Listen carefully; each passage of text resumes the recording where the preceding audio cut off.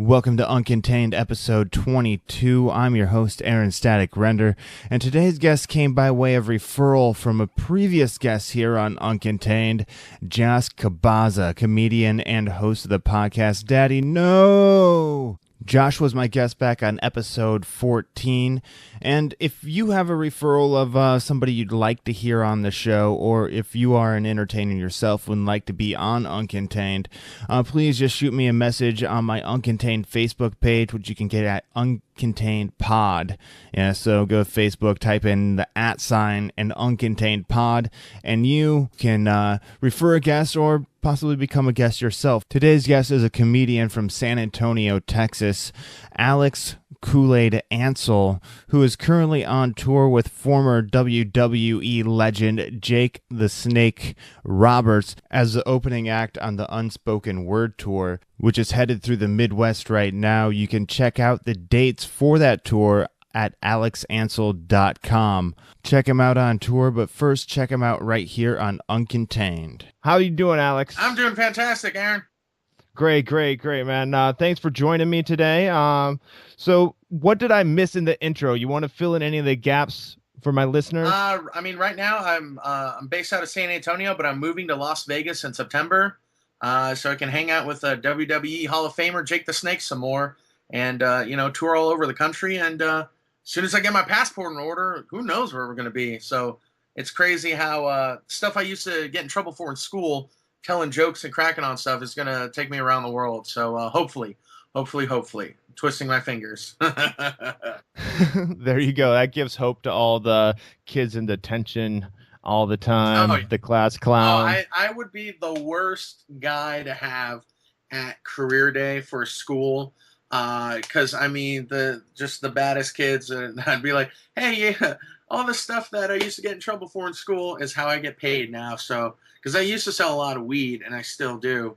So no, but no, just cracking jokes and making my friends laugh. I just always love doing that, and it's crazy to think now, like, I can pay my bills mostly on time now. That's impressive for a comic, That's how you know you're getting there. Yeah, it's pretty crazy when you can pay them before they're due, and they're like, "Oh, look at you!"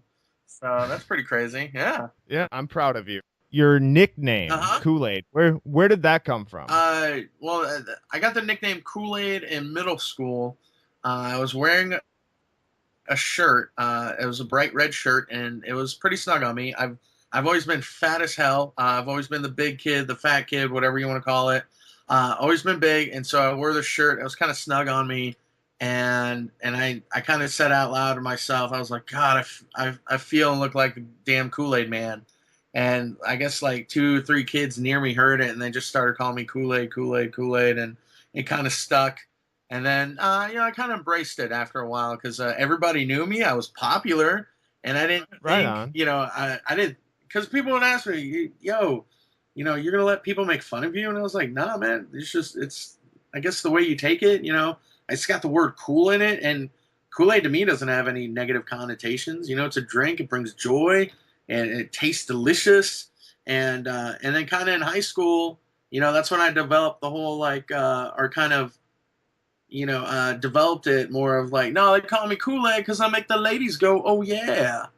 Yeah, exactly. And then but now I got a bunch of other jokes I go for, but it really just came from being a fat kid and being bullied, being for my appearance and being, but I just kind of took what others may have seen as a weakness, and I turned it into my strength. Now I'm known as Kool-Aid, and it's pretty cool now that I've been doing stand up for a while and kind of doing my thing. When I get recognized and people call me Alex, to me, that means more, because it's like everybody remembers Kool-Aid, but if you remember Alex, then I'm like, oh, that's really cool. So it's almost like a little baby tear comes out and go, bless you, So yeah, but right on. Yeah. That level of recognition, I never really thought about it like that. Like instead of just remembering your nickname, well, knowing your government name, exactly. Or in my stand up, I call it my slave name. Your slave name. So it's given to me by the white man who owns me, my dad. So that's what Alex is my slave name. But I'm talking about getting recognized like at the grocery store or something here locally, and and that's always cool. And it's not that's not what I do it for, but it's like, oh, cool. It's just one of the I don't know, side effects, or I don't want to say benefits, but and it's Occupational hazards. yeah, because it sucks when you're trying to go to the grocery store. Now that I'm juicing, I'm in the grocery store almost every other goddamn day, buying all these vegetables and stuff to juice. And sometimes I look like a friggin' schlub because I'm just going in there, and then you get recognized, but you look like shit. That sucks. That's probably the worst part. So now it's like, oh, let me go and wear some, at least put on jeans, not wear sweatpants, and make sure I brush my hair so it doesn't look all, so I don't look like a, crazy single mom from the from the shitty apartments near the grocery store I shop at. And so I gotta, and it's not like, oh, I get mobbed and people want to take pictures and shit, but every once in a while they're like, hey, are you that Kool-Aid guy, that comedian? Yeah. And funny story real quick, we got a cat recently, and we took the cat we found and the new roommate's cat to get the discount spay neuter thing. And I got recognized at the vet's office, and they're like, hey, are you Kool-Aid the comedian? And I go, yeah. And so my old roommate, he's moved out since, he makes fun of me all the time. He goes, yeah, can't get my fucking cat fixed without this guy getting recognized. And I just think it's funny the way he brings that up, like, can't get a goddamn cat fixed without this guy getting recognized. And I'm like, oh, that's pretty cool. So damn haters. No, it keeps me humble, man. I'm growing up in my family, we always gave each other shit. We always insulted each other. We always, would dig at each other, roast each other, whatever you want to call it. We would do that. And then when I would hang out with my friends and stuff, they're like, Kool-Aid, you're such an asshole. Why are you being a dick? And I'm like, what? This is how I. And then when I started doing stand-up comedy, that's all it was, is us going back and forth, back and forth. And I was like, oh my God, this is like home. This is like family. Oh, this is where I belong. Yes, it's stand-up comics have a whole different dynamic to them, than and just somebody you meet on the street. And it's crazy because, I get caught up in my own hype sometimes where, I'm just like riffing, or I'll be out in public saying some ill shit. And I'm like, oh shit, not everyone knows I'm a stand-up comedian. So I might be saying something, and the person next to me doesn't know that, oh, I'm joking, I'm a comedian. And it's not like I'm, saying crazy stuff, but a lot of times it's great when you make strangers laugh or you make the cashier laugh. I like doing that. But, sometimes I'll, you got to catch yourself and go, oh, shit. Like, ooh, yeah. Did I just say that? So it's not appropriate for every occasion, but, whatever. I'll defend myself. Right on. Right. Are you one of the comedians that are like always on, or is it like when you're off stage for the most part, you're kind of like more introverted? It's weird. I used to be one of those always on guys, and just because that's the only thing I knew. But now, now I'm like, oh shit, that shit is exhausting. So sometimes, I'll still be on after a show because, you're hanging out, you're trying to market, network with people, you're trying to sell CDs or trying to sell T-shirts. So you still have to be on. So, I do that. But, there's times when I get home, I'm just like, all right, I don't want to do anything. I just want to maybe smoke something, watch some wrestling, chill out, So I've kind of like found that appreciation or for those private moments or for the moments where I'm away from that. So okay. All right. You mentioned watching wrestling, the WWE. Have you been a lifelong fan of WWE? Okay. So let's do it this way. Like when the Attitude Era hit, huge fan, right? So probably from like 97 to like 2000, huge fan, watched every Monday Night Raw. I'd go to my friend's house. We'd watch pay-per-views. So that was when I was kind of late middle school, early high school, or mid through high school, through probably 2001. Hardcore fan, had T-shirts. We'd go to live events as a group every once in a while. And then I kind of took like a 10-year break. I missed the whole Cena era. Missed that whole like 10-year chunk. And then kind of got back into wrestling probably about 3-4 years ago. My room I had another roommate move in, and he'd just been always a lifelong dedicated fan, and he kind of got me back into it. And then when the network really started, I was like, oh, cool, let's watch this. And he got me into NXT, which is like the developmental, kind of like, I don't want to say farm league, but it's NXT is where WWE kind of gets their guys their start and develop their characters, and then they bring them to the main roster. And I got really hooked on that. I was like, hey, can we watch the night? Well, I got to go to work. And I was like, fine. I just bought my own subscription then. I was like, whatever. And but now, like, I'm a total mark. Jake and his manager make fun of me for it all the time, and of being a wrestling fan. And I got my favorite wrestler, Bo Dallas. We're Bo Leavers in this house. We even named our cat Bo after Bo Dallas. So okay, all right, yeah, not like Bo Jackson or Bo Diddley or Bo Burnham. No, that's the one I get too. Bo Burnham. Yeah, I'm like, nah, man. No disrespect to Bo Burnham, he's great, but I was going a little old schooler on that, a little more old school. So I appreciate that. Hell yeah, but yeah, you don't know Bo, but yeah, so we went with Bo Dallas is one of my favorites, and then but yeah, it's crazy now that I'm thinking of now I'm like hanging out and working with a guy that I used to watch all the time when I was in middle school and high school, and I wasn't like big into wrestling like in his heyday, but with Jake the Snake, he's the guy who put over Stone Cold Steve Austin.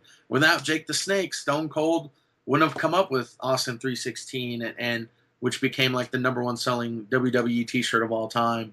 So you definitely have to pay respect to that, and it's just so crazy that again, going back to that high school, middle school days of like, look at me, like I'm right now I'm 32 years old. I'm wearing Ninja Turtle T-shirts. I hang out with a pro wrestler. I get to yell obscenities on stage, and I get paid for it. Like, if I would have told that shit to my 14, 15-year-old self, it would have melted his poor fucking brain. He wouldn't know what to do with himself. He was like, what? The future sounds amazing. And then, yeah, it's great. And then, and then dip out. But it took a lot of hard work. This shit ain't overnight. And, I've been grinding and hustling and trying to do these spots and get these shows and just put on the best show that I can. And, so it dreams come true, but you got to fucking put in the work, man. Right on. You said you're on tour with Jake the Snake. Yes, sir. Yes. And you said it takes a lot of work to get there. How did you get started? Fill us in on a little bit of that background. All right. So I started around comedy. I was probably like 24, 25. Yeah, I was 23, 24. And basically, I was tired of my friends telling me I should do stand-up comedy. They're like, dude, you got to do stand-up comedy. You are so damn funny doing this. I'd been doing retail, and one of the things I would use when I would sell stuff is my humor. I'd get people to like me, and then at that point, they're not buying the product, they're buying you. And so I was very good at retail, cracking people up. And like I said, I got tired of telling people telling me I should do stand-up. So I went and got my 5 minutes ready. I had all my jokes written down on an index card, and I just kind of went to my first open mic at it's now the Improv at River Center, but it used to be called the River Center Comedy Club in downtown San Antonio.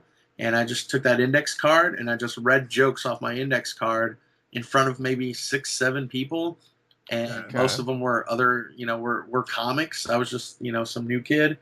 And it was fun, and I was like, okay, I want to do this again. And I think on my first day of doing comedy, I did an open mic downtown San Antonio around 5:30, and then I did another open mic in Austin at 9:00 because I'd always loved stand-up comedy. I was one of those kids that when I came home to do homework, my TV was on Comedy Central. I just always had Comedy Central on, watching stand-up, other things on there. And so I knew that, comedians do more than one show a night. I'm going to do 2 shows or 2 open mics, really, just because, if I'm going to do something, I want to do it like the pros do it, right? And, both sets, they went, I didn't, I did that newbie thing of you record them and then, put it on I think, was it on YouTube? No, it was before you. It was before you, when YouTube still had the 10-minute time limit. Oh, And okay. thank God I didn't have more than 10 minutes. Holy shit! But I've taken the video down because it's terrible. But I did my thing, and it kind of irked me because some of the people in Austin, they were making fun of me on MySpace, and I'm like, who the fuck makes fun of someone the first time they do something? What kind of bullshit is that? You know what I mean? I don't care if it's tying your shoes, making a souffle, doing jokes. If it's your first time, you're gonna make fun of somebody for doing it. Kind of a piece of shit. And that Yeah. shit pissed me off, and it just drove me. I was like, I'm gonna keep doing this. Like, I'm gonna fuck them. I'm gonna prove them wrong. And that was when I want to say Kanye West, the album came out, the one with the purple teddy bear. I want to say, was it late registration, graduation? I don't know, but it had a bunch of like pump up, like inspirational songs on there. It had Good Morning, Champion, and so I'd listen to that every day, and I'm like, fuck yeah, man! Like, I've got this. And Right just on. kind of like, I would just keep hitting these open mics, keep doing spots, and for the first 2 years, I was kind of half-assing it. Sometimes I'd take a month off or take a couple weeks off. I was going through some shit, drinking, but then around summer 2009, my buddy was like, dude, you got to get back out here, man. You're good, man. You're good. You got to do this. And then I got another call from a promoter, and he's like, yeah, this guy saw your picture. He wants you on the show. I was like, okay. And he goes, he just saw your picture, and he said, this guy's funny. I know it. I want him on the show. And this was around April. And I was like, all right, I'll be ready by June, which is when the shows were. And, I got back into fighting shape and, started getting up more, doing more spots. And then in September of 2009, I got my first week as an MC at the comedy club. And Okay. that's when I felt like, oh, I'm a comedian now because now I'm a professional. I'm working at a comedy club. I always consider myself someone that does comedy. Because I hate that whole, hey, I did 3 open mics. I'm going to change my occupation to stand-up comic on Facebook. Like, that shit pisses me off. You have no idea. But, I'm older and wiser, and I don't let it piss me off anymore.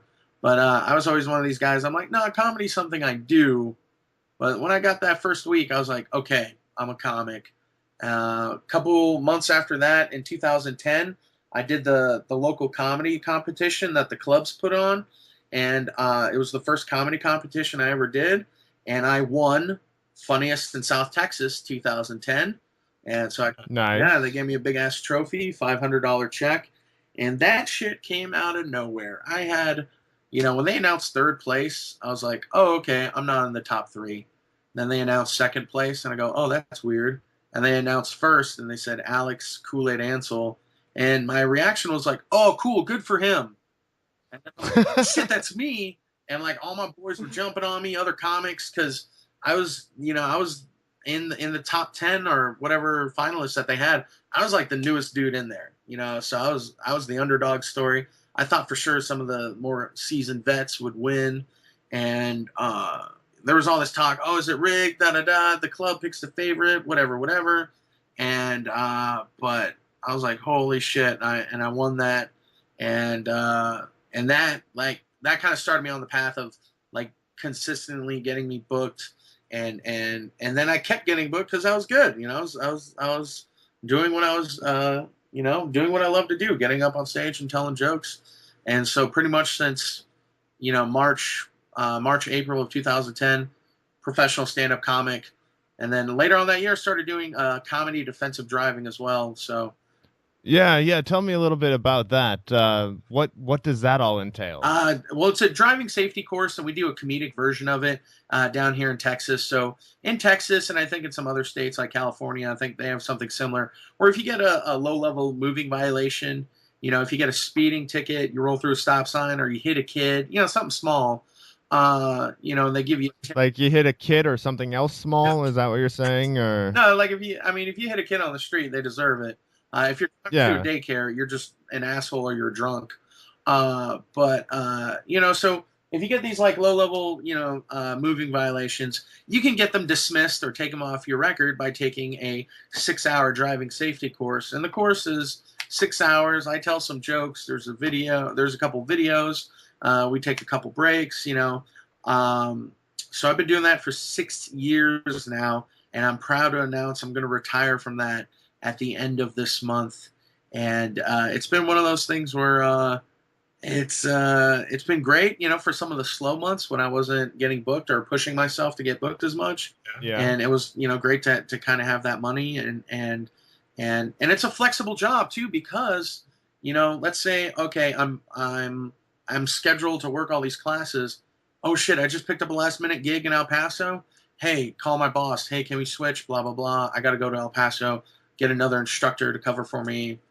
So it lets you work on your comedy. You have to stay clean as far as content. So you have to, because you don't know who's going to be in class. If you're going to have 16-year-old punk kids that still get driven up by their mommy and daddy because they don't trust them to go by themselves, or you're going to have 78-year-old grandma who she has to take it so she can get her driver's license for another 2 years.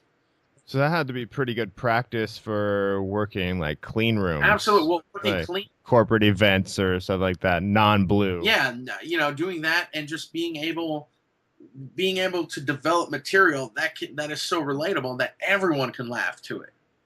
Because if you can take one joke and make that 16-year-old and that 78-year-old laugh, then you're like, okay, cool, that's a good joke. So yeah, and then it's kind of helped me build my fan base too, because probably 8-9 times out of 10 when I get recognized, I go, hey, Koolaid. I go, hey, where do I know you from? And they go, oh, I was in your defensive driving class. And the killer of this is the last 4 years that I've been teaching, or 3.5 years that I've been teaching defensive driving, I haven't had a car. So shouldn't that be a requirement for teaching driving skills? I have a driver's license. I just don't. Okay. Because I lost my car through some financial stuff with my old man. He got in trouble with the IRS, and but I didn't let that shit stop me. I was like, you know what? I'll be a driving instructor who takes the bus. Who gives a shit? And and I'm one of these people. I firmly believe struggle is great for creativity. And because what are you going to do? Sit down and feel sorry for yourself, or are you going to go out there and develop material or develop a product and put something out? Use your creative output, and that's the way I look at it. So I don't know. Part of me is kind of scared that everything's going pretty good right now, and I'm like, oh, shit, where's that struggle I'm going to draw upon from? Is that well drying up? And that's some messed up shit you got to think about as an artist. I'm like, do artists deserve to be happy? Because I think for a lot of artists, especially for me, a lot of my stuff is just, it comes from the pain, from being made fun of, for being fat, for being an outsider, from, all these like outside things. And now that like everything's working out, I'm like, oh shit, what am I going to talk about now? Yeah, you see that in music a lot too, like especially like with like say rappers or metal bands and stuff like that. You can't be pissed off at the world as much as when you have like 5 cars in your garage, a mansion, and like a hot wife and 2 hot girlfriends on the side. Right. Yeah. So that the wife knows about and doesn't care about. Yeah, because she's too busy looking at the ring on her finger, looking at the rock on there. So. Yes, blinded by the glare. Yeah, plus she's banging the pool boy, so she's getting hers. It all goes full circle. Yeah, absolutely. So, but yeah, what was the question? No, all right. Who are you? Yeah, right. Yeah, I can ask that a lot. Who are you? And I go, oh, and it's great for me, because down here, in Texas, a lot of the places that I go to now are places I've been to before. So I get some, feels weird, but, fans that come back and see me. But now that I'm traveling with Jake, I'm almost like the surprise because, they're there for Jake, obviously. And then I go up there and I do my thing and I hit them in the face. I'm high energy. And when I say cool, y'all say, hey, cool, hey, and I do my thing for 20, 30 minutes. And I set him up, man. I beat up the crowd. I get him ready for Jake, and then he goes up there and knocks him down. And one of the favorite things I always love seeing after shows are the tweets about me after the show of like, holy shit, we knew Jake was going to be great, but we also love Koolaid, and it's always cool to see that bump in followers on Twitter, Instagram, all that social media stuff, because it really it's a whole show. Because with Jake and I, it's the unspoken word, And, Jake does this thing for an hour where he talks about road stories and things with Macho Man and Andre the Giant, Hacksaw Jim Duggan, Undertaker, all those cats. And so all the locker room stuff that, illegal and legal and all these kind of crazy stories. And then he also gives you some insight about, his struggles with alcohol and drug addictions and offering help to anybody out there, and talking about the documentary that just came out, The Resurrection of Jake the Snake. And so it's a whole show. I get him with the jokes right in the beginning, and then he gets them with the heart and the laughs, and it's so weird. Like we're such a dynamic, like a comedy odd couple, because we talked about earlier. Kind of, I'm one of these always on guys most of the time, Yeah. and Jake is too for the most part. Hanging out with Jake is like hanging out with a comic, because he's constantly insulting you, burning you, doing this. But I get him right back. I'm like, I don't give a shit who you are. Like, oh, great, we're on tour together, but I'm going to stand up for myself. And then when we first met, we kind of had that back and forth. And then he kind of gave me this like nod of approval, like, all right, like you're on the level. Not like we're equals, but it's like, okay, I respect you. yeah, and that was like, I was like, oh, okay, good. Like, I had that, like, and then that fart came out, but I'm just clenching it in. But yeah, it's crazy. Because how'd you get hooked up with Jake the Snake? it was nuts. Because all right, so it all started with a Nintendo DS, right? So 10, 13 years ago, I was in this MySpace group for Nintendo DS fans, Nintendo DS enthusiasts, and there's probably like 15, 20 people in that group. I stayed in touch with some of the people in that group, and we all kind of, we went to a website, and we kind of message board friends, and we'd trade tips and, do that kind of stuff. I was kind of like the smart ass on the message boards. Go figure, right? And no way. Yeah, right. No shit. And so years later, I stayed friends with a lot of them. I met a couple of them in real life, through comedy or even before comedy. And so basically, there's a cat named Jason, and I'm actually going to go see him next week again. That's real cool. He knew me before I did comedy, at least online, right? So he pursued independent wrestling where he's from, right? He wanted to do wrestling, so he does independent wrestling up there in Kansas City, up there in Missouri. And he got injured last year. I think he said he broke his pelvis. So when he was recovering in the hospital, he just posted on Facebook, "Hey man, does anybody have any videos or links they want to share? I'm just really bored in the hospital." And so I messaged him and I posted on his wall. I posted a 30-minute a set of mine that I just recorded in February. And so I posted that set, and I want to say an hour, 2 hours later, he sent me this big long paragraph of like, dude, thank you so much. It was so funny. All the nurses kept checking on me because they just heard me laughing so hard. And I go to the comedy club a lot, and you're so much funnier than those guys. How come you're not on Comedy Central? And, I'm one of these guys. I'm like, oh, okay, cool. Thanks, man. Thank you for appreciate it. And I really didn't think anything of it. But and I was just like, I hope it didn't make you laugh too hard where it hurt, but, laughter heals. I'm glad I could help out, blah, blah, blah. So, we kind of went back and forth a little bit here and there. So from his end, he's hardcore into wrestling. Like, the way I'm into comedy, he's into wrestling. And he hit up Jake the Snake and said, hey, you should bring your unspoken word tour, your tour where you talk about road stories. You should bring that to Kansas City. And his management went, oh, that's great, but we want to do Texas. And so Jason went, I know a guy in Texas. And so Jason sends me a message, and he's like, hey, I want to book this tour with you and a classic wrestler. He didn't tell me who at the time. And he goes, can you give me a list of venues? And I was like, yeah, I could do that. I was kind of like, sure, whatever. A couple days later, I remembered. I was like, okay. So I wrote down all these venues of places I performed and headlined at. And I was like, I think these places would be interested. So I sent him those places, and I told him, I was like, dude, if I can make one request for San Antonio, my hometown, can I open on that show? And he goes, no, dude, I want you to open for the whole tour. And I was like, what? And okay, cool. And he goes, okay, I can tell you who it is, but don't tell the venues. I was like, all right. And he goes, it's Jake the Snake. And I was like, holy shit, that blew me away. I was like, Jake the Snake, you know, because the only person that kind of been doing this type of show before was Mick Foley. You know, Mick kind Yeah. of does his thing, and he came through San Antonio. I didn't go see it. I was doing another show that night. My buddy got to open for him. I was like, that's cool. So that's the way we kind of pitched it was, oh yeah, it's what Mick Foley does. He gets a ton of people to come out and they have a great time. So that's how I kind of sold it to my home club, the River Center. But yeah, he told me he wanted me for the whole tour. And so this is like late summer, September. We're getting all this stuff ready. He goes, don't announce anything. But I'm just like, holy shit, like breathing hard, like, oh my God, this is going to be cool. And I'm just thinking about, I got to meet him. I get to work with him. Awesome. Yeah.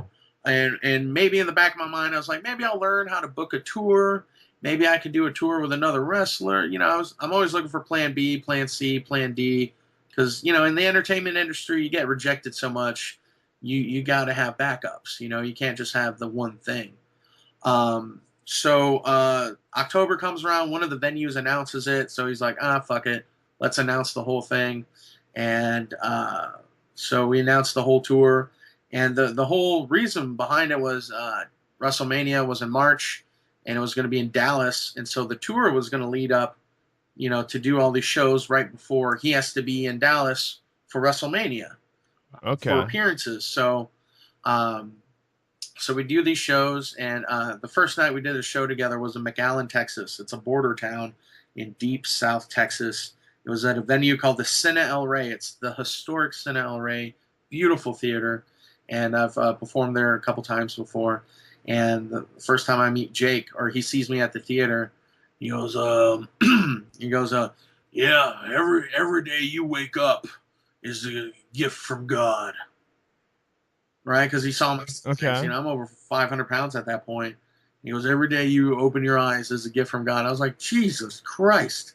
I'm like, what kind of shit is that? And if you're a wrestling fan, you know that Jake is the master of psychology. He wasn't the biggest, he wasn't the strongest, but he damn sure was the smartest. And he was definitely intimidating. When he would cut his promos or talk to the audience, he could like see through the camera, and that shit would hit you in the soul. So when you get this squinty guy, and he's 60 years old, but he's still like 6'4", 6'5", and just like every day you wake up is a gift from God. I'm like, Jesus Christ, how do I take that? But it kind of warmed up to How did you take that? Yeah, right. I just kind of went okay, and gave him some shit back and forth. And we kind of went back and forth a little bit, and then it wasn't until after he saw me perform that he went, "You got some good stuff, kid," like that whole thing. And then so that was the first night. Didn't really get to talk or hang out. He'd been traveling. He was kind of tired and just wanted to get back to the hotel room. Then the next day we did Austin, and his manager daughter came through, and that show went okay, and got to hang out with him some more. And then I think it was like by the third or fourth show when we were in San Angelo, and Jason, the guy who was kind of like road managing the tour, goes up to me and he goes, "Hey man, they put the wrong time in the newspaper for the show. Can you do 40 minutes?" And I was like, "Yeah, I got you." So I went up and I did 40 minutes in front of, I don't know, probably like 150 people in this bar show. And it was awesome. And I got a standing ovation. And I was like, okay, cool, And it's going to seem like I'm taking a cheap shot at a lot of comics, but the hardest part about getting a standing ovation is not bragging about it on Facebook. You bragged about it on MySpace, though, right? Like, nobody's there to listen, so you can brag all you want. There you go. I went on Vine. No. So it was after that show that his manager, they're like, "We want to talk to you after the show." And I was like, okay, like, I'm one of these people that even in school, when I heard I had to go to the principal's office, I thought I was in trouble, right? I thought, oh, I guess I didn't get away with it. But then, I was like, oh, I got student of the month? What? So And especially if they talk to you in that WWE voice, like, we need to talk to you after the show, brother. yeah, You yeah. know, type And, thing. It's like, and oh shit, they're kind gonna of beat my ass for doing too good. exactly in the back of my mind, I was like, I thought he was gonna tell me like tone it down, fucking, hey, this is my show, blah blah blah. But I was like, I don't know. And then I talked to his manager, his daughter, and she goes, holy shit, like she just was giving me all kinds of compliments. And so after the show, they invited me to the hotel room. They were breaking it down for me, and they're like, hey, we want you to come visit us out in Vegas. And I'm like, oh, cool, all right. And he's like showing me pictures of his house, and they got a pool and a hot tub, and he's like, yeah, come out, stay in the house, blah blah blah. And I'm like, okay, like you know. And again, at that point, I was like, oh, they're just being nice, Again, it's that entertainment thing. I've been rejected plenty of times, from America's Got Talent or pilots for reality shows. I was like, okay, cool. I still got all my shows that I'm booking. I still got my stuff that I got, that I rely on. And then I asked his daughter, his manager, Cody, and I said, so like, why do you guys like me? Because I mean, that's all what we want as comics is validation. And she just want, you crack him up. He never laughs at anything, but when he's on stage, Really? he does not stop laughing. And I was like, oh shit, because it just hit me. I'm like, yeah, when we hang out, he's like, I'll try. I'm not necessarily trying to crack him up, but when I do crack him up, I'm like, okay, cool. But for real, I'll look over when I'm on stage, doing jokes. I'll look over and he's laughing his ass off. And then when I started by that night in San Angelo, it was like the third or fourth show. I started incorporating him into my set. And, Oh, really? Like how so? well, I do this joke about how this bit about how I'm terrible with women and pickup lines, and I try out these cheesy pickup lines that I wrote. But one of the jokes is I always say, "Oh, my buddy, blah blah blah. He gave me some advice," but I used Jake the Snake, and I said, "Yeah, Jake came up to me and he goes, Kool-Aid, you want to get freaky with a girl? You got to eat sugar-free pop rocks out of her butthole." And then I go, "Ugh, sugar-free candy is gross." And in San Angelo, like he almost died when he heard it because I incorporated him into it, and like his daughter was like hitting him on the back, and he was just like coughing up stuff, and I was like, and in the back of my mind, I was like, holy shit, did I just kill the headliner with that joke? And Now, is that actual advice that he gave you? no, it's not like it'd be a lot cooler if it yeah, was, but oh no, he's told me some fucked up shit about stuff he used to do, and I'm just like, huh? I can only imagine. Oh, I can only Jesus, yeah, I'm not going there. That's for him to tell. So, uh, but yeah, so yeah, I did that joke and incorporated it into it, and then even like after that first little Texas tour we did, I would use his voice, and I would say, "Oh hey, I've been touring with Jake the Snake, wait for cheers," and I go, "He gave me some advice," and then I would do his voice, and that joke has just been hitting so much harder when I do his voice because especially if Jake the Snake, yeah, and like part of the mystique and everything, you're like, oh yeah, dirty old man would say that. Not that I'm calling him that. That shit gets out. So, I'll edit it out. oh no, whatever. No, I won't. He's not a softie. He'll just make me do more squats. So. Yeah, is he actually making you work out? Oh, absolutely. So anyway, right. So they invited me to stay. We wrap up the tour, had a great time, and so this is like early April, right? Early April. WrestleMania is over, and they're like, "Hey, when are you going to come out and visit us?" And I was like, "Oh shit, you guys are for real?" And they're like, "Yeah, that's why we invited you." And I go, oh, okay, like don't take this the wrong way, but I'm just used to people telling me shit and then not following through. And they're like, no, come out here, dummy. And I was like, all right, I got to make some arrangements. And so I came out there for like the first 2 weekends of May, and Okay. from I want to say May 5th to like May 15th. May 9th was my birthday, so I was like, hey, I'm going to celebrate my 32nd birthday with you guys. And they're like, we're not making you anything. And I was like, all right, but they're messing with me. So I I probably haven't been on a plane in 10 years. A lot of the shows I do, I either take the bus or do rides. Shit, in 2012 when I did the Boston Comedy Festival, I took a bus from San Antonio to Boston, 55 hours each way. Yeah, that couldn't have been fun. Oh, it wasn't. But so when I hear these new guys going, "Oh, I gotta wait 2 hours before I go up," fuck you. All right, I did 55 hours on a bus to do 5 minutes in Boston, and I ate shit and I had to wait another 5 days until I could go back. So And that is your uphill to school both ways in the middle of January in the snow. Like, back in my day. Yeah, exactly. So I'm like, I don't want to hear it, young blood. But so I fly into Vegas, get invited to their house, and day one, they got my ass up early and they had me juicing, and so they just had me doing, juice right when you wake up. My body wasn't used to exercise, so we did a couple like light stretches, and we did some like some of the early like DDP yoga stuff. 2 hours after the first juice, you have another juice. In between, eat an apple, eat a banana. Get something in your stomach that's not liquid, and I totally forgot that DDP had a yoga video. Yeah. I totally forgot about that. It took me a second. I was like, DDP yoga, DDP yoga. Oh, shit. Yeah, it's an empire, all right? This dude's got an app, a clothing line, and by the way, I got to talk to DDP like last month, and that shit blew my mind too, that I was on the phone with DDP. It's so ridiculous that I now have like 2 Hall of Famers on my phone, so totally bragging, hell yeah. But then I'd have like one meal, and the meal is usually 3/4 veggies, 1/4 lean protein, and then sometimes after the meal, 3 hours before you go to bed, have another juice maybe.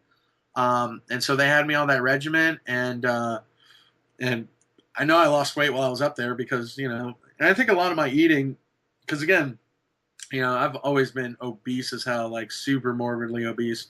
I think I should be goth obese because I mean, what's more, what's morbid, right? Emo obese. I don't know. I'm not trying to. Yeah. Yeah, that's just sad. Emo. Like goth, at least goth, I guess you just hate the world. Emo, you hate yourself. Yeah. It's like, and then if you're obese, you you hate yourself, so you eat the world. Boom. Yeah. But there you go. I think that's like an animated series or something. Oh Jesus, right? I was like, or at least an episode of South Park. Yeah, my Roman name is Obesius. Anyway, so I already knew I was I was kind of losing weight up there, and then they had me walk around their block and stuff. And when you got a Hall of Famer threatening you, you're gonna do what he tells you to do. So if he wants you to do squats, you're gonna do those damn squats. And then like even the other day, he called in on me because I've been kind of slacking, not on the eating part. Like I've been juicing my ass off and eating right. I have a cheat day on Sundays where I just eat whatever I want. I try not to feel guilty. But he was like, "You've been doing your squats?" I go, "No, get back on it, brother." Blah blah blah. And then he called me up yesterday and he goes, "You've been doing your squats?" And I go, "Let me tell you about the squats, man. I went to sit down to take a shit this morning, and I almost cried. So yeah, I've been doing my squats." So every week he wants me to add 10 to how much I'm doing. So every day right now I'm doing 140. And then by the time I move out there to Vegas, I'll be up to 210. Okay, is this without weights or is it just like? This is just squats. Yeah, okay, deep knee bends. Yeah, and I'm not trying to go too deep and trying to wreck anything, but it's just movement in general anything is good for me. So now I do the squats at home. I'm doing the juicing, my one meal, and let's see what else am I doing. And then I'm trying to. But because it's fucking Texas, it gets hot as shit, and I'm not a morning person, so I'd rather walk around my neighborhood late at night. And on the nights where I'm not doing a show, I'll go out and walk around the block for like 45 minutes. And actually tonight I'm going to go for a walk, and I'm going to try to push myself and do an hour, and listen to a podcast. I might listen to Uncontained. There you go. So yeah, I'm just kind of getting my health in order, and having Jake motivate me is great. And really one of my underlying motivating factors is, hey, dummy, if you're healthy, you can do more shows. You can do more comedy. You can reach these higher levels. And I don't know if that makes me a workaholic or selfish or whatever, but that's yeah, I should be doing it for me, and it kind of is for me. But it's that I want to, I just want to get higher and get to my goal in comedy and just work more. Yeah, yeah. Have you ever thought about when you lose all the weight, like, are you going to be able to keep the nickname Kool-Aid? It's one of those things in the back of my mind where, uh, you know, I wrote a joke about like I don't want to be, I don't want to be 38 years old still be called Kool-Aid. I want to be called Dr. Kool-Aid. Like that's a joke I have. And then my friends and stuff they're making jokes. Oh, if you lose weight, you're gonna be Crystal Light, or you're gonna be this, you're gonna be that. And one of the other jokes I'm kind of working on is like I want to go from being called Kool-Aid to looking like I just have AIDS. Uh, you know. So you're welcome, right? Yeah. Yeah, but I'll cross that bridge when I get to it. I just know I have to trust myself, rely on myself, and people. I really think people they don't. It's not. Oh, we want Kool-Aid. It's we want you as that person. So Yeah, it's more the character. yeah, Kool-Aid is kind of like an amplified version of myself. And I think now a lot more Alex is coming through in my stand up. And then Kool-Aid is just, that's what helps people remember. But even now, like on my flyers and stuff, I'm just Alex Ansel, this and stuff. And I do some of the Kool-Aid jokes in the beginning just because of like in areas that I haven't done before. It's a real easy way to introduce myself. And earlier when I was talking about wrestling, I kind of where I said I took those 10 years off. Yeah. When I got back into wrestling, I had been doing stand up like 3 or 4 years, and I realized, holy shit, a lot of my stage stuff that I do in comedy is heavily influenced by wrestling. But I didn't put the two and two together until after I got back into wrestling. Yeah, and I was like, I can imagine and that. I'm like, holy shit, I basically have a gimmick. I wear a red shirt. I wear a necklace that has a blinged out Kool-Aid man on it. I have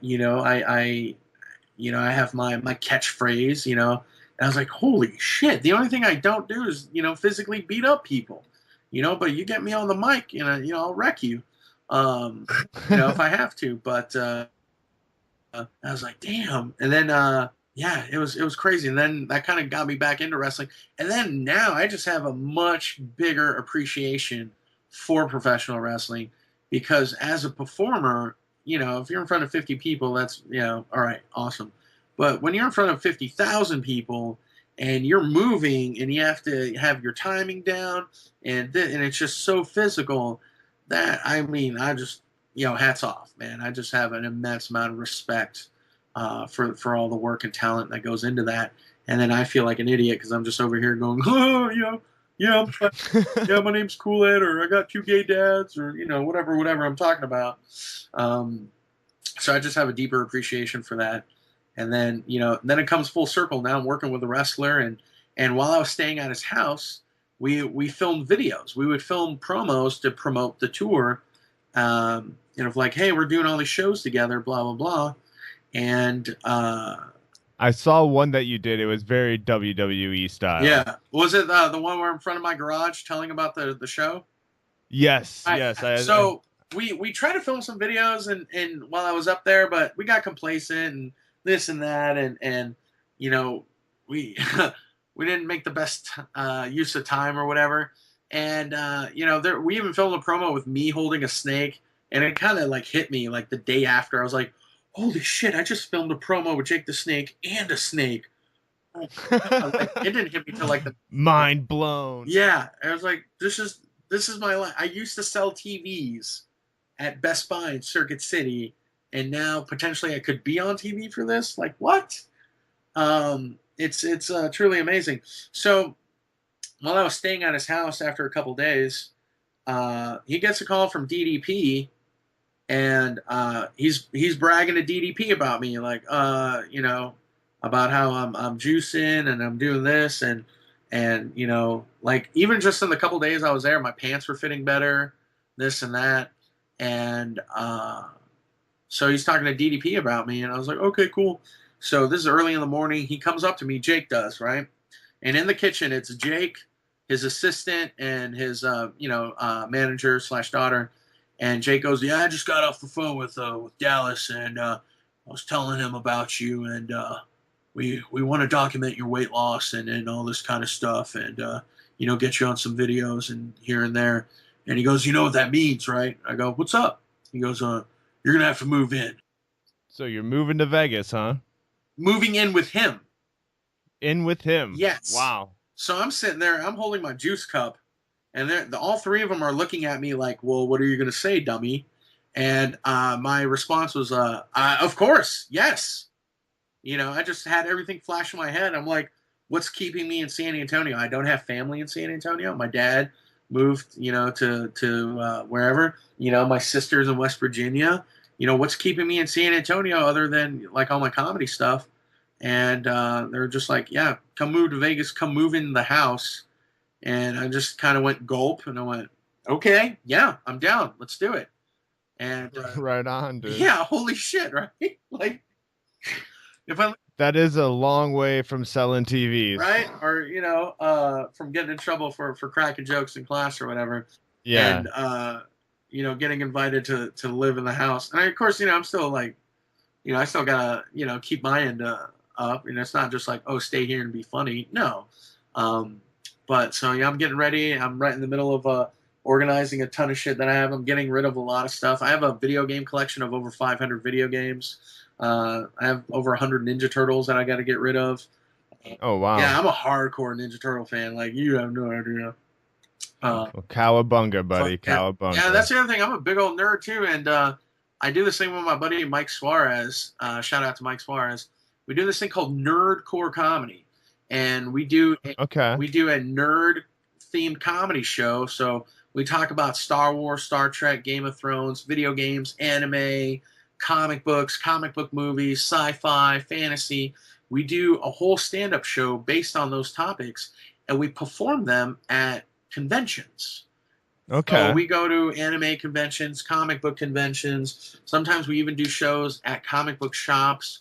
We do shows at video game shops and stuff like that. And that's another like one of my avenues that I'm developing and working on. And hopefully maybe working with Jake will open up more doors to do more nerdcore comedy, and vice versa. Maybe doing nerdcore comedy at some of these places will, and trying to set up these different things where I can kind of draw different fans from, and different listeners and whatnot too.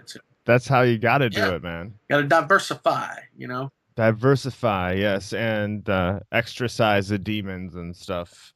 That made no sense, but doing the Nerdcore is for me one of the most fulfilling shows that I do, because this is all the stuff I can't do for a nightclub audience or for a comedy club audience. Yeah, I can do them for because I love watching the show Arrow, or I'll even do some wrestling jokes. I'll do jokes about Naruto, different anime, and Doctor Who, Game of Thrones. I could do all those jokes, and they understand every single little thing about them. Whereas if I try to do 10 minutes on Ninja Turtles in a nightclub audience, they're like, "We get it. You're a virgin. Shut the fuck up," or say something funny. And now I'm kind of getting the best of both worlds, because when I tour with Jake, all the people that are coming out, they're wrestling fans, and so a lot of them might be classic wrestling fans, and a lot of them are still diehard current fans, and I'll drop in references, both old and new, into my stand-up about that. But I try not to do too much, because I'm like, oh, they're here for him.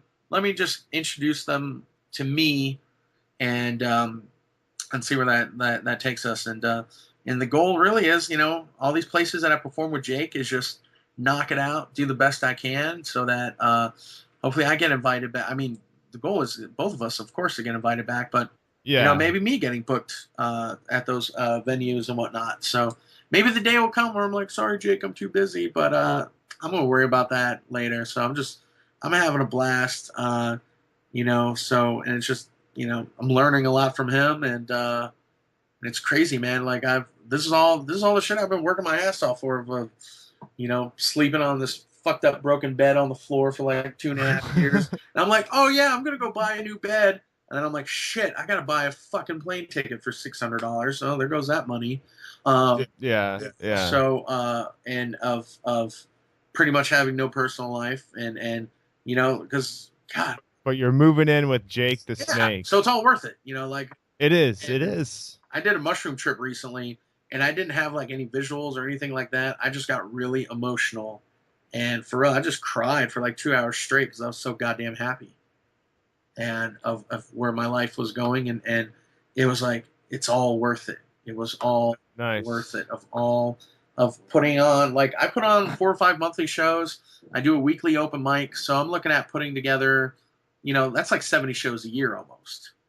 So, and then on top of that, I'm getting booked at clubs and bars and all these other places around. And then you got to figure in traveling, doing all that, teaching defensive driving. I also do flyers because I went to school for graphic design.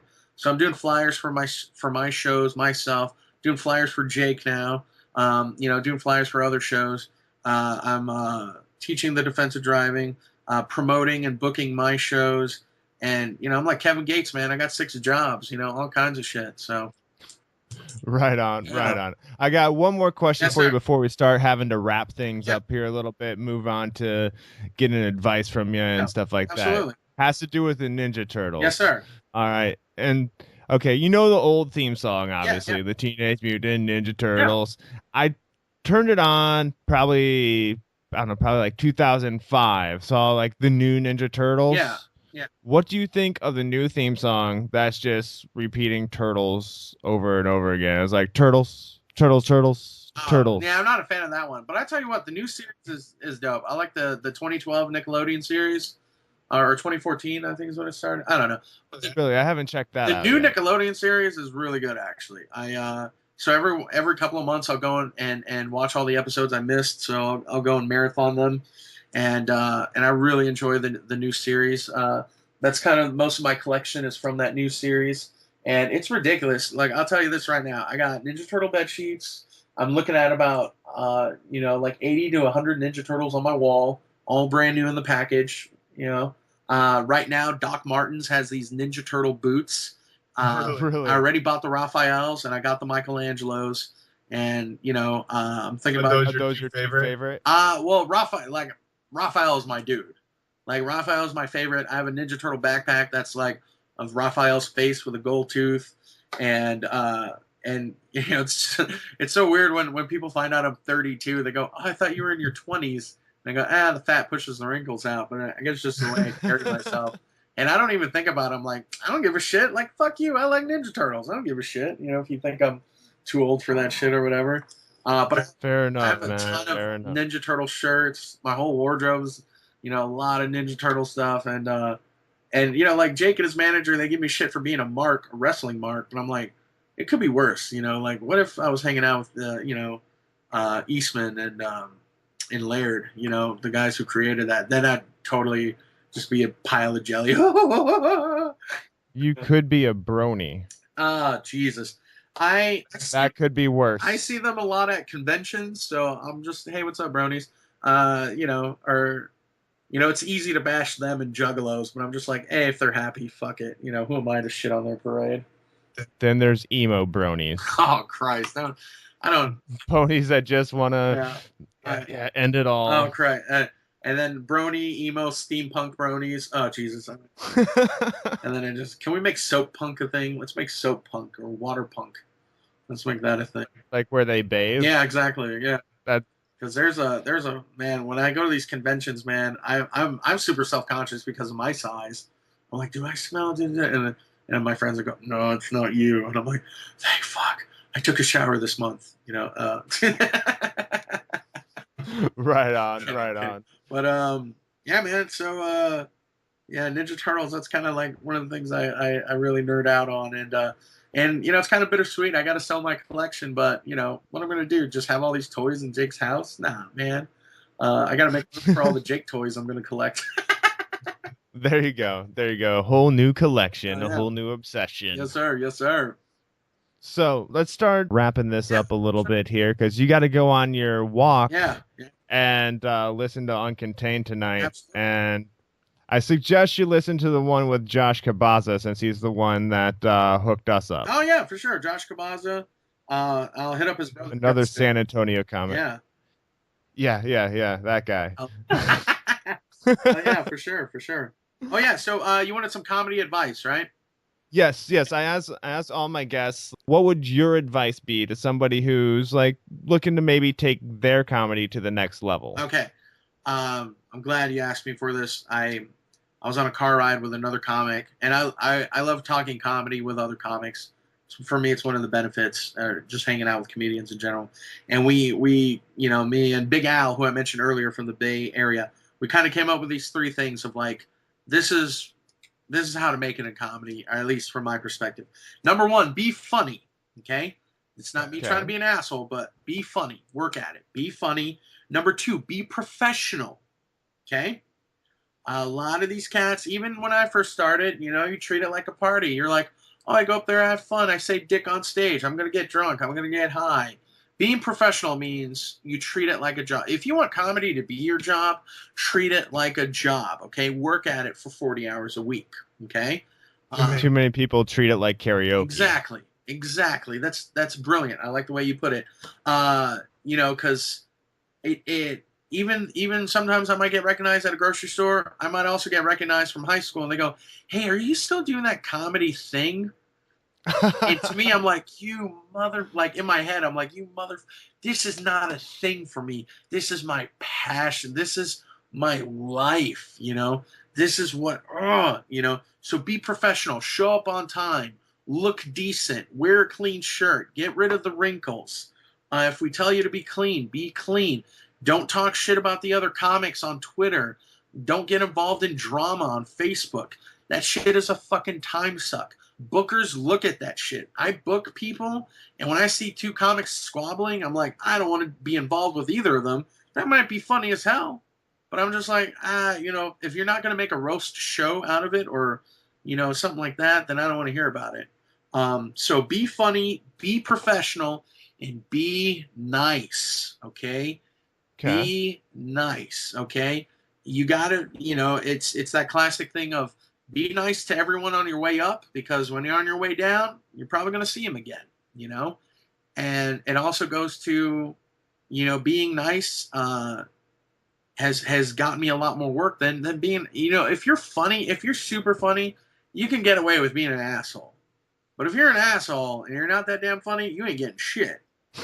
I'll tell you a perfect example of being nice was I was working with these local bookers, and there was a light crowd, and they said, hey, we're going to be short, $20. And to me, I didn't think a big deal. I was like, okay, that's fine. I understand. It's not like they're counting all this money and they're like, okay, we're short. I had a friend of mine here in town who, the same situation happened to him. He got shorted $20. But he went off on them. Okay, he went apeshit, right? He cussed them out. He complained about them on Facebook. He did all that stuff. Guess who got more work from those promoters? Me or the other guy? The other guy? Yeah, right. Exactly. I kept getting booked by these people because I was just I was being understanding of the situation. And then at one of the shows, they gave me extra $100 just because they did so well, and they, thanked me for being funny and professional. So my three rules: be funny, be professional, be nice. Very good. Always very take the high useful. road. If somebody is being a jerk or whatever, just turn the other cheek, and then just I'll forgive, but I won't forget. So yeah, those are kind of my rules right there. All right, awesome. Now, where can people get a hold of you, find out information about you and your tour with Jake the Snake? All right, so you can social media, of course, alexansel.com, Alex Ansel, alexansel.com. Please check me out on Facebook. I have a fan page on there. Alex Koolaid in all caps, no dashes, with a K. Alex Koolaid Ansel. Facebook, Twitter, Snapchat, Xbox Live, PlayStation Network, Skype, whatever, is going to be Y2 Koolaid. Like Y2 Jericho from wrestling, Y2 Koolaid. Y2, the number 2, KOOLAID. But if you just remember alexansel.com, there's links to all that stuff on there. Check out Nerd All right. Comedy if at a convention near you. And then, of course, follow at Jake Snake DDT at Twitter, and you can find out all the shows we're doing together for the Unspoken Word Tour. So coming up this week, I'll be in Omaha, Kansas City, and Des Moines. We're doing a theater in New York, and that shit is melting my brain right now. We're doing the Gramercy Theater in August, right before SummerSlam. I'm fucking blown away by that. That it'll be my first time performing in New York, and Awesome. my first time performing in a theater, and it's ridiculous. All my friends are looking at me like, how the fuck did you win the lottery? You're living the dream. And I'm like hyperventilating over here, like, don't fuck this up. So yeah. That's awesome, man. I'm happy for you. Do you have a prediction on how much weight you will lose by the end of the tour? Let's see. I mean, the tour right now, we just keep adding more and more dates. And so, maybe, okay, I'll tell you this. Right now, it's what, July. And by the way, I just uploaded a juicing video on the 4th of July where I juiced red, white, and blue things. I juiced strawberries and beets, white cabbage, and blueberries. And I made a red, white, and blue, juice. And I actually saw that. Yeah, and it tasted pretty good. It wasn't that bad. But right now, all the shows, we got shows from, next week all the way up to the beginning of December. But I'll say this, by New Year's, okay, right now, when I weighed myself last week in Houston, I was at 478.5. I'm going to say hopefully by New Year's, I'll be, ooh, shit, man. Let's see. I want to shoot for 350. 350? 350. Nice, man. Nice. We'll have to, so watch that documentary. We'll see. And then the cool thing is, with Jake, we're going to work on some videos and stuff together. And Jake loves cooking. He loves grilling, loves cooking. So we're going to hopefully develop a YouTube channel and develop some content for that. So, maybe juicing recipes and cooking, inspirational stuff. Recovery stuff, things about my weight loss. And then, of course, with us making it, it's going to be funny. It's going to be entertaining. And, Jake's got that built-in audience. And then hopefully I can help grow mine, Yeah, definitely, man. Yeah.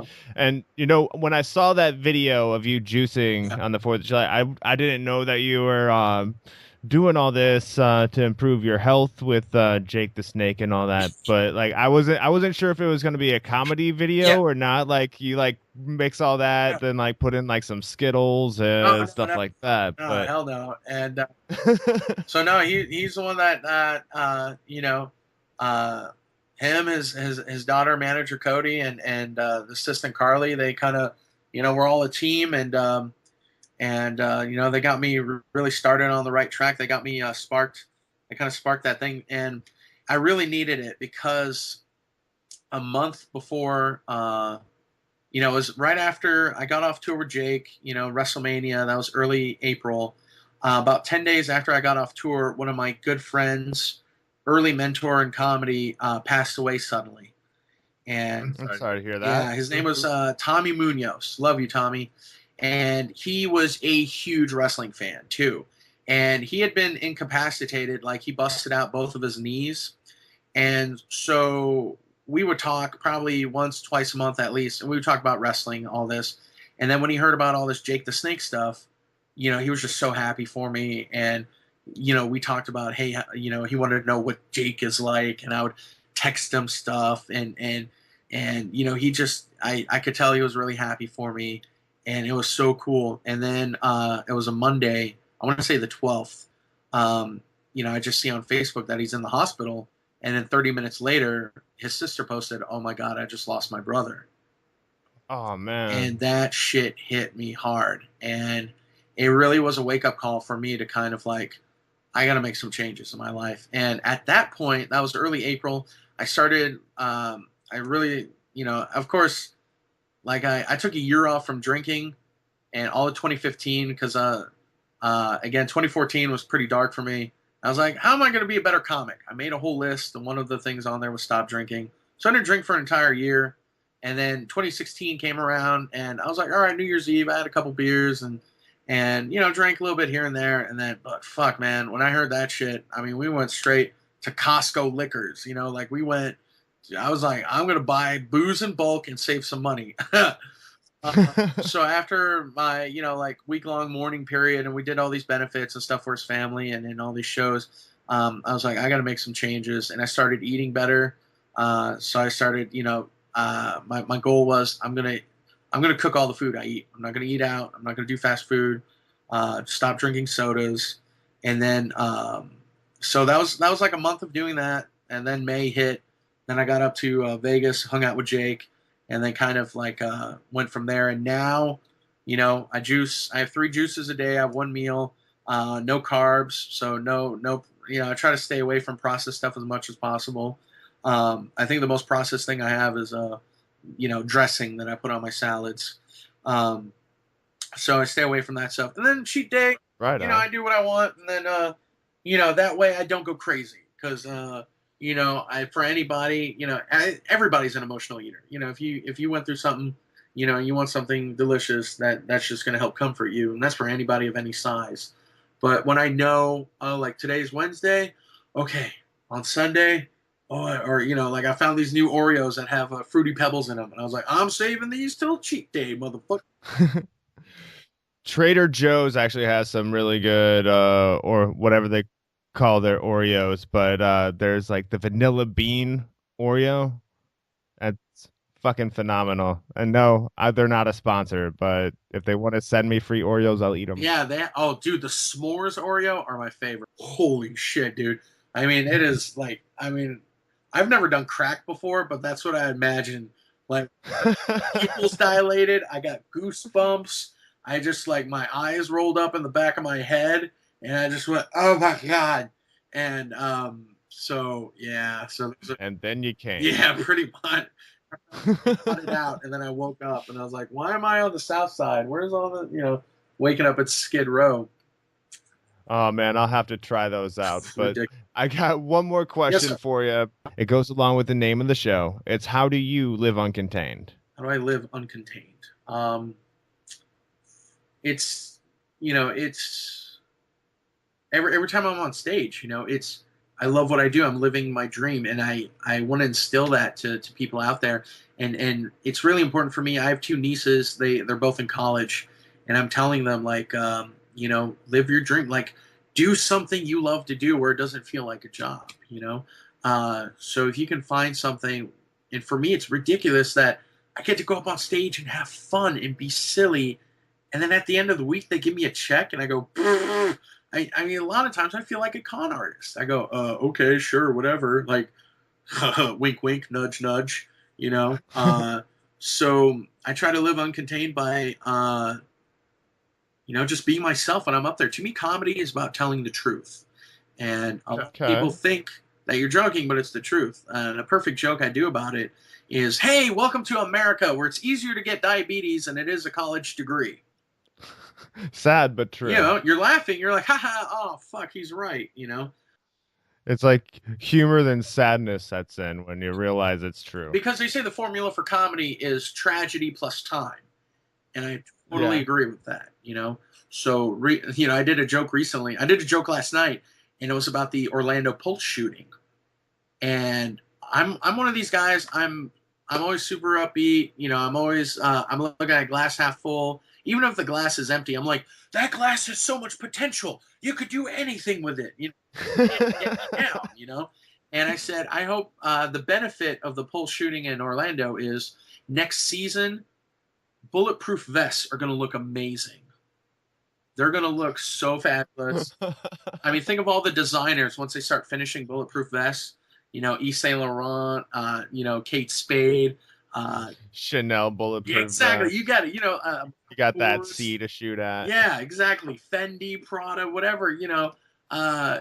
Bulletproof vests by designers are going to look amazing. And of course, I got a couple groans, and then a couple of the dark people that got it laughed at it, and I mean, it's totally terrible what happened out there, and especially hate crimes do scare the shit out of me because my father is gay. He has a husband, and I don't want anything to happen to him because he was kissing his husband in public and somebody got pissed off, or he was holding his husband's hand and you know, somebody gets out of a truck and does something, you know. But you know, you also gotta, you know, does time heal all wounds? Yeah, but you know, I'm not one of these people. Oh, don't make fun of that, or you know, this and that. There's a time and a place for stuff, but you know, like that joke still got laughs. Am I gonna still do that joke? Yeah, I probably need some tweaking here and there, but I think it's a great observation. So. Yeah, definitely. And the best thing to do with like tragic situations is to bring light to it and laugh about it. You know, otherwise, you know, you spend your life in the corner crying. Yeah, you know, perfect example. My buddy hit me up today, and he goes, "Dude, he'd been having some health issues, and he said they put him on the list for a kidney transplant." And I was like, holy shit, let's go to Sam's. We'll get you two. You know, let's go to the, you know, Sam's Club and get you two. And then, and I said, how fucked up would it be if I got you a Sean Elliott jersey? Because Sean Elliott is a Spurs player who had a kidney transplant. And he just texted me back. He goes, holy shit, dude, I needed that. That made my mom laugh. And like, after I sent it, I was like, oh, this is so fucked up. Like, I felt bad. But then I was like, he knows me, you know. It's that he knows I'm a comedian. That's how I react to shit. And he thanked me. He was like, oh, dude, thanks for you know, being fucked up about that and you know all that. So, and even like, here's something even more fucked up. One of my good friends down here, another comic down here, Larry Garza. Check him out, Larry Garza. He they found 2 tumors in his body. Right. He's one of the fastest, quickest witted minds that I know. They found 2 tumors, one on his kidney, one on his lung, I think. And he named them Trump and Hillary, right? So he named them that. And me as a comic, when I saw he got diagnosed, here's how fucked up and warped I am. I go, fuck, man. He's going to get so much great material out of this. Right? Yes. I kind of was coming up with jokes in my head too. Yeah, and especially after the Trump and Hillary statement. But even before that, when he announced that, and you know, so he'll post stuff online about, you know, him going through stuff, and it's fucking hilarious. And I'm like, man, when this guy gets better and he gets on stage talking about this, fuck, man, you know, the rest of the comics don't have a chance. I'm like, oh Jesus, who's gonna follow that guy? Who's going to follow the cancer bit? You know what I mean? But shout out to Larry Garza. Love you. Wish you a fast recovery. And I even when I was hanging out with Jake last, I got Larry a signed photo. And, you know, Jake, you know, he put on there because, you know, he did. And he's like, I beat cancer, so can you. And awesome. Yeah. Man. And then I asked him what T-shirt size Larry is. And he goes, yeah, XL or large. And I was like, they were out of XL, so I got him a large. And I go, after chemo, you know, the large will fit you. Just because, you know, we're still comics. You know, they're still going to treat each other. Oh, yeah, exactly. So. Exactly. Like, so that's how I'm uncontained, by still keeping it real and doing shit like that. Like, another perfect example, I was hanging out with my roommate, or my roommate just found out that his grandpa passed away. And his grandpa was a big driving force to him doing comedy. You know, his grandpa was like the funniest dude he knew, et cetera, et cetera. So he knew his grandpa died, and I'm at an open mic, and he's walking to the open mic, and he just has this dark cloud above him, obviously, right? Yeah. So we're all hanging out. He just kind of is walking up to us and just like real down, depressed, downtrodden. And I just look at him and go, jeez, man, who died? Did it take a second for him? But no, all the comics around me were like, what the fuck? They were looking at me like I was the biggest piece of shit around. And they were looking at me, and then they all look at, you know, Jake, and and this is a different Jake Yarbrough. And they're looking at him, and he's laughing his ass off. You know, and that was the goal, you know, and yeah. And was there a part of me that kind of felt shitty for doing it? Yeah, but seeing him laugh, I was like, okay, good, he gets it. But just the reaction from the other comics, and they're going, oh my God. I'm like, just me going, who died? You know, like, So yeah, it's part of that tough love thing, and that's going to help definitely with physical wounds, emotional wounds. Humor is there, and it's great for your health. I think that's what kept me living beyond 30, because I'm a fat, unhealthy piece of shit. I treat my body like a rental car, and I think just laughing has definitely helped my life expectancy. So Right on, yes, man. sir. Well, keep us all laughing. You keep laughing and juicing. We'll do it. And Absolutely. follow your progress with Jake and DDP. Yeah, absolutely. You can check me out on Instagram. I post a lot of my juicing pictures. On Snapchat, again, at Y2Koolaid. And you can check on all the juicing stuff I do on there on Snapchat more than anything else. And then I kind of put compilation pictures of my recipes on Instagram. And Twitter is mostly where I put jokes. I try to put different content on all my different outlets, so that way Okay. people will follow me on all of them, but still not get the same repeated experience. And then Facebook is where a lot of people can find out about my shows and where I'm going to be at, and Twitter too.